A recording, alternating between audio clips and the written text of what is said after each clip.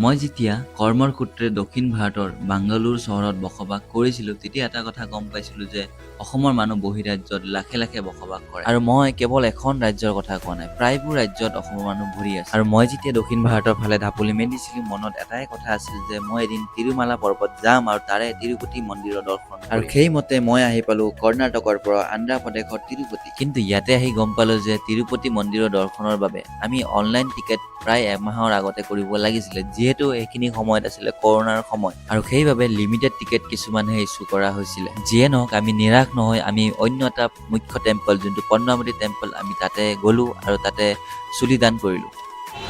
তো বন্ধুসকল আমি মুণ্ডন কৰি দিলোঁ তিনিজনে। এইটো পদ্মাৱতী টেম্পল বুলি কয়, ইয়াতে 4 নম্বৰ গেটত।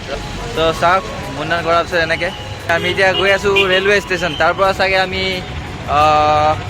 চেন্নাই যাম। আপোনালোকে চাগে ভাবিছে আমি তিনিওজনে একেলগে কেলে মুণ্ডন কৰিলো। ইয়াত অৰ্থাৎ তিৰুপতিত এইটো বিশ্বাস কৰা যায় যে ইয়াত আহি কেশ দান অৰ্থাৎ চুলি দান কৰিলে মনৰ সকলোবোৰ কামনাবোৰ পূৰ হয়, লগতে লক্ষীৰ কৃপা আপোনাৰ লগত সদায় থাকে। আৰু যদি আপোনালোকে কেতিয়াবা দক্ষিণ ভাৰতৰ ফালে যায় তেতিয়া অন্ধ্ৰ প্ৰদেশৰ এই তিৰুপতি মন্দিৰৰ দৰ্শন কৰিবলৈ একেবাৰে নাপাহৰিব। যদিও মোৰ এইবাৰ সৌভাগ্য নাছিলে তেও মই অহাবাৰলৈ নিশ্চয় যাম আৰু এই মন্দিৰৰ দৰ্শন কৰিম।